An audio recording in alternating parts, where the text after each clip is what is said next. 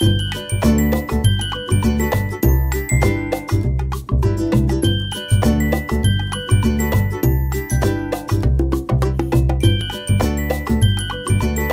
Morning lovers, कैसे हैं आप सब? उम्मीद है अच्छे होंगे और मेरी ये स्टोरी सुन रहे होंगे। स्टोरी से पहले स्टार्ट करते हैं। फिलहाल के लिए बस यही दिमाग में चल रहा होता है कि please share and subscribe, bell icon को प्रेस कर देना और चलिए स्टोरी को सुनाते हैं। और हाँ, व्यू कमेंट्स देख के मुझे भी एक्साइटमेंट होती है कि मैं स्टोरी को रिकॉर्ड करूँ और सबको सुनाऊँ। तो आप भी प्लीज़ अपना व्यू, कमेंट और कहते हैं ना, प्यार दिखाने की कोशिश करें और मेरा भी उत्साह बढ़ाओ यार। मैं आप सबका भी बढ़ाने की कोशिश करें तो आप भी हमारा बढ़ा ही सकते हो। तो चलिए स्टोरी को स्टार्ट करते हैं। वधु से। वधु जितना वृत्ति को जानने की, समझने की कोशिश कर रही थी, वो अपने लेवल से बेस्ट कर रही थी। कहते हैं ना कि किसी को समझने के लिए थोड़ा तो पेशेंस रखना पड़ता है। उतना ही उलझती जा रही थी। कभी वृद्धि उसके प्रति बहुत ज़्यादा अच्छी हो जाती थी, कभी बहुत ऐसा होता ना कि लोगों का बिहेवियर वक्त वक्त के साथ चेंज होता रहता है, जबकि कभी उसके प्रति अजीब व्यवहार करती। वधु समझ नहीं पा रही थी कि वो क्या करे, वृद्धि के साथ कैसा व्यवहार करे। एक दिन वधु ने वृद्धि के साथ बात करने के लिए फैसला कर ही लिया। उसने अब सोच ही लिया था। उसने वृत्ति को कॉलेज के कैंपस में अकेले देख के उसके पास जाकर वृत्ति से ये कहा, क्या हम बात कर सकते हैं? रिद्धि ने वधु की तरफ देखा और कुछ पल सोचते हुए कहा, हाँ वधु, तुम मुझसे क्या बात करना चाहती हो? रिद्धि ने कहा, मैं तुमसे तुम्हारे व्यवहार के बारे में बात करना चाहती हूँ। कभी तुम बहुत अच्छी लगती हो, कभी मतलब हो क्या जाता है, लेकिन कभी तुम बहुत अजीब व्यवहार करती हो। मैं समझ नहीं पा रही हूँ कि मुझे तुम्हारे साथ कैसा व्यवहार करना चाहिए। रिद्धि बहुत कंफ्यूज थी। कंफ्यूज भरी नजरों से वृद्धि की तरफ देख रही थी। वृद्धि ने वधु की बातों को ध्यान से सुना और फिर धीरे से कहा, वधु, मेरे पास बहुत से रहस्य हैं जिन्हें मैं सभी के साथ साझा नहीं कर सकती। मैं जानती हूँ कि तुम मेरे प्रति बहुत अच्छा व्यवहार करती हो, लेकिन मैं अंदर की कुछ बातें हैं जिन्हें मैं तुम्हें खुद भी चाहूँ वो भी पूरी तरह से नहीं समझा पाऊंगी। वधु सोच रही थी, उसकी बातें वो सुन रही थी। वधु ने वृद्धि की बातों को सुना और उसके महसूस हुआ कि वृद्धि के अंदर कुछ गहरा रहस्य छुपा हुआ है। उसने पूछा, क्या ये रहस्य मायावन जंगल से जुड़ा हुआ है? क्वेश्चन था वधु की तरफ से। वृद्धि ने वधु की तरफ देखा और उसकी आंखों में गंभीरता छलकने लगी। हाँ वधु, ये रहस्य मायावन जंगल से जुड़ा हुआ है।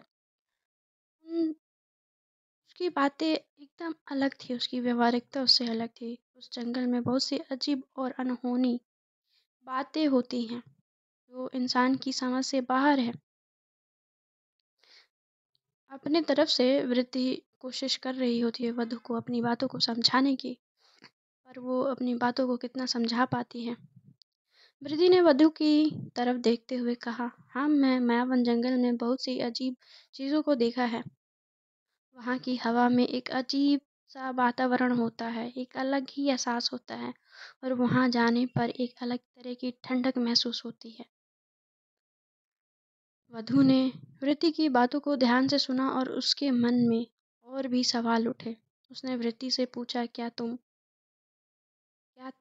कभी वृत्ति को देखा है? क्वेश्चन फिर से दोबारा वही क्वेश्चन उसने किया था वृत्ति से। कुछ देर वृत्ति ने उसकी तरफ देखा। ऐसे वृद्धि ने वधु की आंखों में देखते हुए कहा, हाँ, मैंने वृद्धि को देखा है। वो बहुत ही रहस्यमयी प्राणी है और इंसानों से बहुत दूर रहना पसंद है। इस बात को बोलने के बाद बहुत जोर से हंसने लगी वधु को देखकर। वधु इतने देर से उसकी बातों को इतना ध्यान लगा के जब सुन रही थी, उसको लग रहा था कि वृत्ति उसको कुछ बता रही है और बहुत बड़ी राज की बात बता रही है, उसको सुनना चाहिए। दूसरे पल वृत्ति ने अपने शब्दों को बदलते हुए उसको हंसी में ले लिया। वृत्ति ने वधु की बातों को सुनकर उसके मन करा कुछ और सवाल करें। वधु वहाँ उस जगह के खतरे के बारे में जानना चाहती थी। मैं तुम्हें वहाँ ले जाने की हिम्मत नहीं कर सकती। वधु उसके हंसते हुए शब्दों को इन सब बातों से जोड़ते हुए आगे बढ़ती चली जाती है। वधु और वृत्ति के बीच की दोस्ती गहरी होती जा रही थी। वे कॉलेज में साथ समय बिताते थे और एक दूसरे की कंपनी एंजॉय कर लेते थे। हालांकि वधु अभी भी वृत्ति के बारे में बहुत कुछ नहीं जानती थी। उसको पता था कि वृत्ति मधुपुर में नहीं रहती है, लेकिन वो कहाँ रहती है, कैसे रहती है, कुछ नहीं जानती थी। कि वृत्ति के घर में कौन कौन रहता है। एक दिन वधु ने वृत्ति से उसके घर के बारे में पूछने का फैसला कर लिया था। मन में एक दृढ़ निश्चय बना लिया था। उसने कॉलेज के बाद वृत्ति से कहा, क्या मैं आपके घर के बारे में जान सकती हूँ? क्वेश्चन था। आप मधुपुर में कहाँ रहती हैं? क्वेश्चन किया वधु ने। और आपके घर में कौन कौन रहता है? क्वेश्चन। वृत्ति ने मधु के बारे में देखा। कहते ना कि कभी कभी वृत्ति को भी उसके सवाल बड़े अजीब लगते थे। वृत्ति ने जब वधु की तरफ देखा और उसके सवाल पर थोड़ी हिचकिचाते हुए जब दिखी उसको, मेरे घर के बारे में जानने की कोई खास बात नहीं है, तो मेरे घर के बारे में कुछ जान के तुम्हें कुछ नहीं मिलेगा। वृत्ति ने कहा, मैं अपने परिवार के साथ रहती हूँ, लेकिन मैं ज़्यादा लोगों से या घर के बारे में बात नहीं करना चाहती। वधु ने वृत्ति की बातों को सुना, लेकिन उसने ये नहीं समझा कि वृत्ति क्या घर के बारे में खुलकर बात नहीं करना चाहती, या करना भी चाहती है तो वो बताना नहीं चाह रही। उसने सोचा कि शायद वृत्ति के परिवार में बहुत निजी मैटर्स होंगे, उसके बहुत सारी चीज़ें होंगी, इसलिए वो बात नहीं करना चाहती, या कुछ रहस्य छुपा हुआ है। दूसरे पल उसके दिमाग में ये भी ख्याल आया। वधु ने पूछा, आपके परिवार में कौन कौन है? क्या आप अपने माता पिता के साथ रहती हैं? क्वेश्चन था। वृद्धि ने वधु की तरफ देखा और फिर कहा, मेरे माता पिता दोनों ही मुझसे दूर रहते हैं। मैं अपनी दादी के साथ रहती हूँ। जब ये बात सुनी तो उसको अपने में और वृद्धि में बहुत ज़्यादा मैटर्स सिमिलर लगे। उसको लगा कि मैं भी अपनी दादी के साथ, फिर वो कुछ सोचते हुए फिर से अपने शब्दों को आगे बढ़ाते हुए वधु को वृत्ति की बातों से थोड़ा और जानकारी मिली, लेकिन वो अभी भी वृत्ति के घर के बारे में अधिक जानकारी जानने की कोशिश कर रही थी। उसने पूछा, आपकी दादी कैसी हैं? क्या आप उनसे बहुत करीब हैं? जब वृत्ति से ये सवाल वधु कर रही थी, वृत्ति वधु को बताया, हाँ, मैं दादी मेरी बहुत खास हैं। वे बहुत ही दयालु और समझदार हैं। मैं उनके साथ बहुत समय बिताती हूँ और उनसे बहुत कुछ सीखती हूँ। जब शब्दों पे उसने ज़ोर दिया तो वधु को लगा कि अब इससे आगे और भी चीज़ें उसके मन में पनप रही होती हैं। वधु ने महसूस किया कि वृत्ति अपनी दादी के बारे में बहुत सम्मानजनक तरीके से बात कर रही थी। उसने सोचा कि शायद वृत्ति की दादी उसके जीवन में एक महत्वपूर्ण भूमिका निभाती हैं। वधु ने पूछा, क्या मैं आपकी दादी से मिल सकती हूँ? वृत्ति ने कहा, शायद कभी, लेकिन अभी नहीं। मेरी दादी बहुत ही अपने आप को निजी, उनकी ज़िंदगियों को बहुत अपने आप में जीती हैं और वे ज़्यादा लोगों से मिलना पसंद नहीं करती। ये शब्दों को कहते हुए आगे वो अपने आप को बढ़ाती है रास्ते में। वधु ने वृत्ति की बातों को स्वीकार किया, लेकिन वो अभी भी वृत्ति के घर के बारे में और अधिक जानने की कोशिश करना चाहती थी। उसने सोचा कि शायद वृत्ति के घर जाने से उसके या वृत्ति के जीवन के रहस्य के बारे में और भी जानकारी मिलेगी। कुछ दिन के बाद वधु ने वृद्धि से पूछा, क्या मैं कभी आपके घर आ सकती हूँ? मैं आपकी दादी से मिलना चाहती हूँ और आपके घर को देखना चाहती हूँ। वधु ने ये शब्द बोले। वृद्धि ने वधु की बातों पर विचार किया और फिर कहा, ठीक है वधु, मैं आपको अपने घर ले जाऊंगी, लेकिन याद रखे कि मेरी दादी बहुत ही अपनी ज़िंदगी को निजी रखती हैं। वो बहुत लोगों से मिलना पसंद नहीं करती हैं। कृपया उनका सम्मान करें आप। ऐसे शब्दों को वो जोड़ते हुए और एक गहरी सांस लेती है और फिर अब वधु अपने शब्दों को आगे बढ़ाती है। वधु ने वृद्धि की बातों को समझा और उससे वादा किया कि वो वृद्धि के घर में दादी का सम्मान करेगी। उसने इस अवसर का स्वागत किया और सोचा कि शायद ये वृद्धि के जीवन में जो रहस्य को वो समझने चाहती है, उसके लिए एक अच्छा मौका हो सकता है। अगले कुछ दिन में वृद्धि ने वधु को अपने घर बुलाने की योजना बनाई। वो एक दिन कॉलेज के बाद वृद्धि के घर जाने का तय किए। वधु उत्सुक थी, बहुत ज़्यादा उत्सुक थी, लेकिन उसने ये भी महसूस हो रहा था कि वो अनुभव उसके लिए चुनौतीपूर्ण हो सकता है। ये सोचते हुए और खुद को वो एक आप को समझाते हुए कह रही होती है कि जो होगा देखा जाएगा। वृद्धि ने सॉरी वधु ने वृद्धि के साथ समय बिताया और एक एक दिन वो कॉलेज में अपने आप को ऐसे बाँटते हुए, चलाते हुए एक दिन कॉलेज के बाद वृद्धि के घर जाने के लिए निकल पड़े। रास्ते में वधु ने देखा कि ये शहर के एक छोटे से मतलब होता है ना कि छोटी सी जगह पे और शहर के दूसरे छोर की तरफ जा रहे थे, जहाँ जंगल के पास एक छोटी सी बस्ती थी। यह इलाका बहुत अजीब था। उसे बहुत अजीब सा लग भी रहा था, लेकिन वो वृद्धि के साथ थी और उसके खुद को सुरक्षित महसूस करते हुए आगे बढ़ते चले गए। उसको यकीन था वृद्धि पे। जब वो वृद्धि के घर पहुंची, वधु ने देखा कि घर एक पुराना लेकिन खूबसूरत ढांचा था। यह घर जंगल के पास था, जिससे वधु को आश्चर्य हुआ कि वृद्धि इतनी करीब क्यों रहती है। घर के चारों ओर घने पेड़ थे, जो एक रहस्यमयी वातावरण पैदा कर रहे थे, जिससे उसके दिमाग में ये सवाल चले जा रहा था, शायद कुछ है जो वधु को नहीं पता है, या वधु को वृद्धि बताना नहीं चाहती है।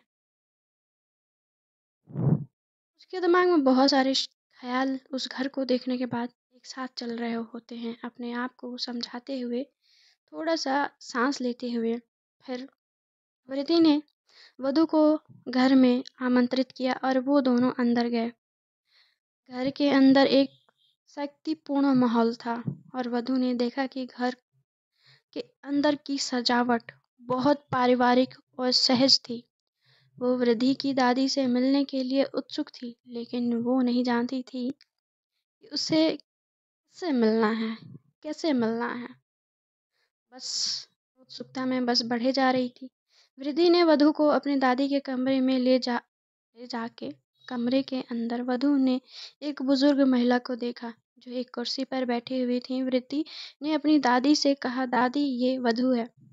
दादी ने वधु की तरफ देखा और उसे एक सौम्य मुस्कान दी।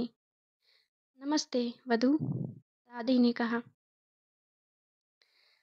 वृद्धि ने आपके बारे में मुझसे बात की है, ऐसा दादी ने शब्दों में मिलाते हुए आगे अपनी बातों को बढ़ाते हुए बोला उन्होंने।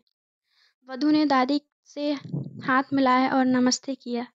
उसने दादी के साथ बातचीत शुरू की और उनसे उनके अनुभव के बारे में पूछा। दादी ने वधु को कुछ कहानियाँ सुनाई, जो उनके जीवन जीवन के अनुभव को या उनके कह लें कि जीवन के अनुभव पर आधारित थी। वधु ने दादी के साथ समय बिताया और उनसे बहुत कुछ सीखा। उसने देखा कि दादी बहुत ही समझदार और जानकार थी। उन्होंने मायावन जंगल के रहस्य के बारे में कुछ जानकारी दी, लेकिन उन्होंने चेतावनी भी दी साथ में कि जंगल में जाना सही नहीं होगा या जंगल से जाना, आप बचें उनसे। ये शब्दों को वो बोलते हुए थोड़ा सा सांस लेती है। वधु ने दादी की बातों को गंभीरता से ली और उन्हें सम्मान के साथ सुना। उसने वृद्धि के घर के अनुभव को अपने अपने आप के लिए एक महत्वपूर्ण कदम माना और उसने वृद्धि की दादी के साथ समय बिताने का समय जो था, समय बिता रही थी उनके साथ, वो बहुत ज़्यादा एंजॉय कर रही थी। उसको बहुत ज़्यादा अच्छा लग रहा था वृद्धि की दादी से बात करके। जब वधु वृद्धि के घर से वापस जाने लगी तो उसने वृद्धि को धन्यवाद दिया और कहा कि वो उसकी दादी से मिलकर बहुत खुश है। रिद्धि ने मुस्कुराया और वधु से कहा, मैं भी खुश हूँ कि तुमने मेरी दादी से मिलने की जिद की और उनसे मुलाकात की। वधु और वृद्धि का ये अनुभव उनकी दोस्ती को और मजबूत बनाता है और वधु को वृद्धि के जीवन के रहस्य को समझाने के लिए एक नया दृष्टिकोण प्रदान करता है। अब वधु मायावन जंगल के रहस्य को और भी गहराई से समझने के लिए तैयार है। जब से वधु वृद्धि के घर से दादी से मिलकर वापस आई थी, तब से उसकी मनोस्थिति बदल सी गई थी। वो अपने मन में वृद्धि के दादी से मिलने की जानकारी और अनुभव के बारे में सोचती रहती।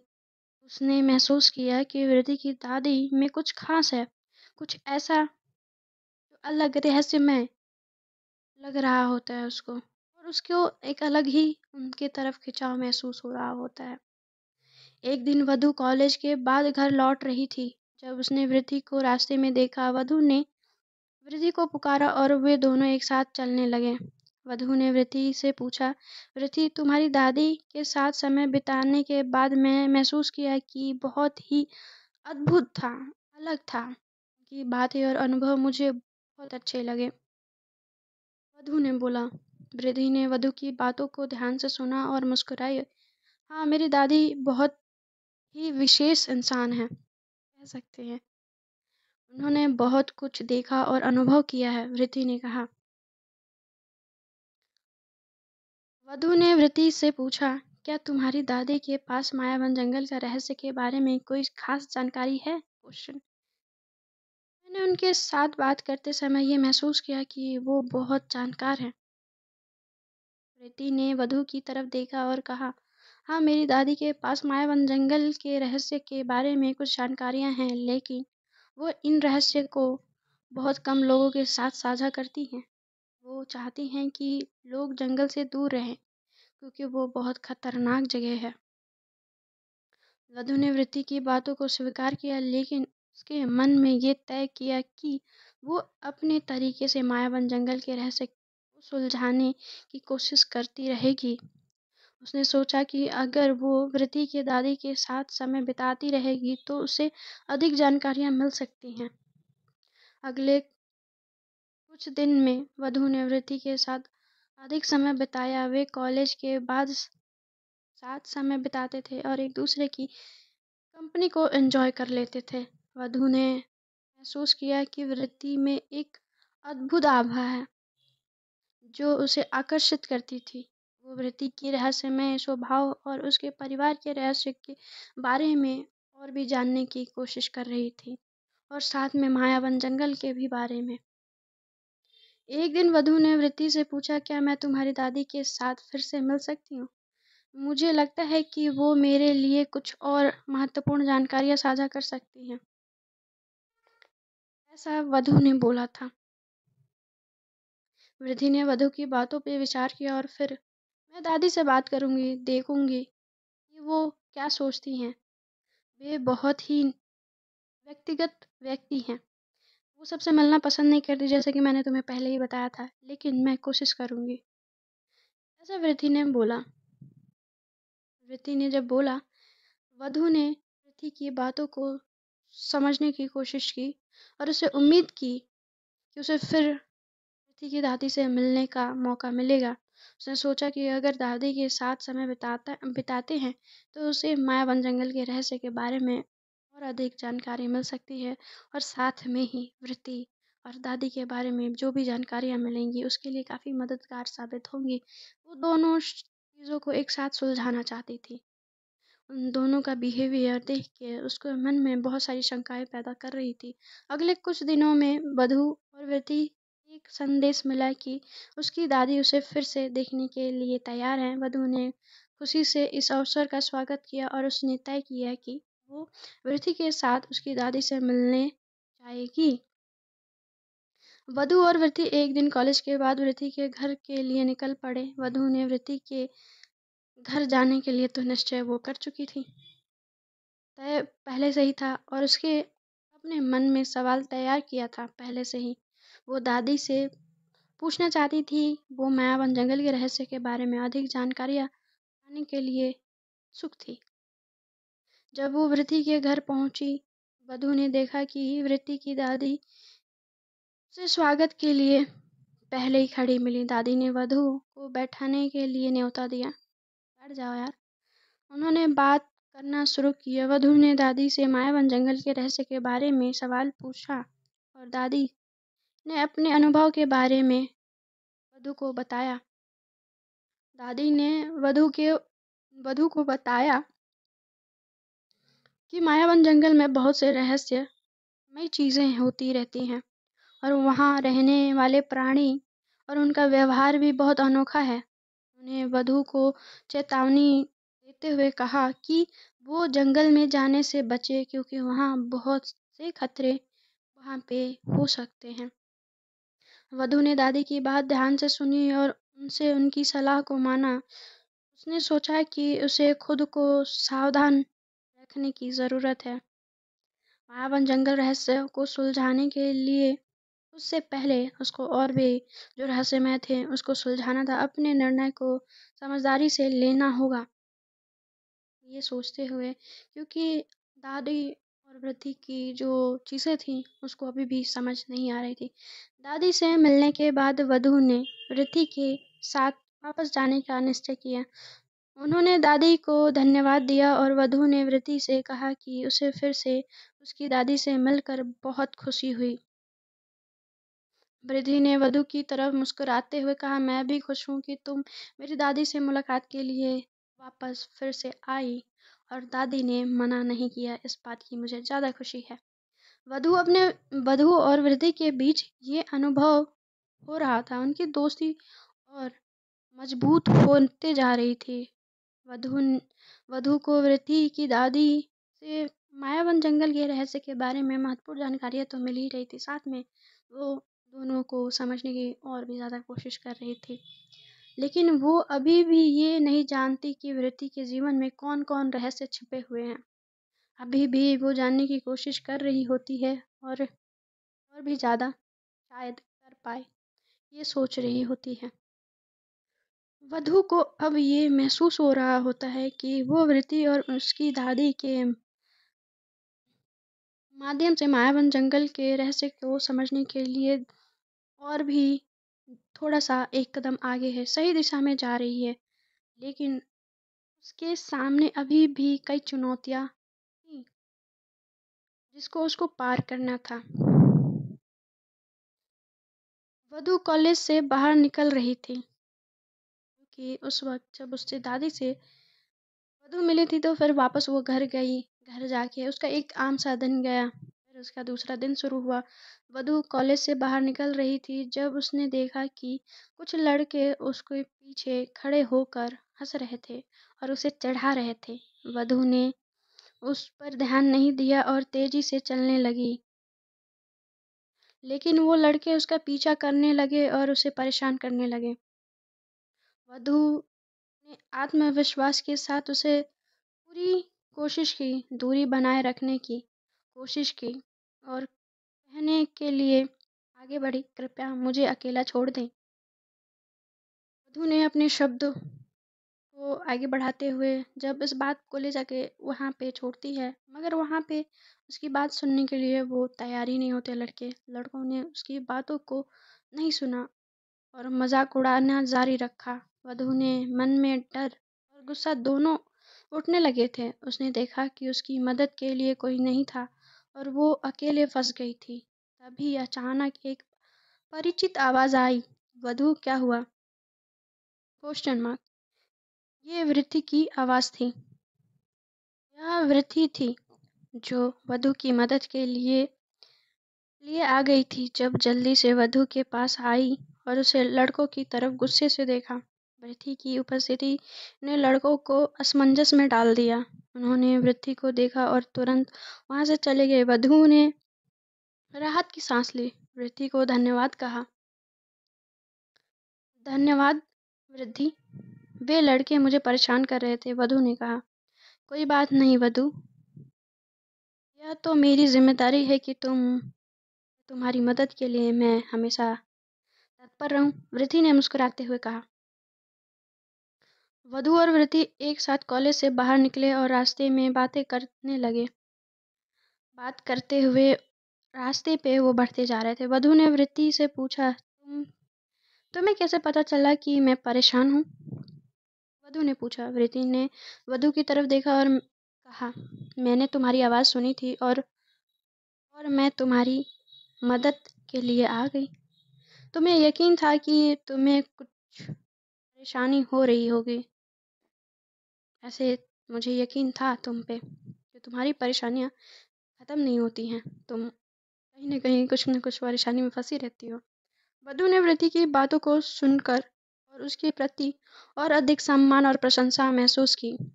उसने प्रीति से पूछा, तुम इतनी तेज मेरे पास कैसे पहुंच गई? क्वेश्चन।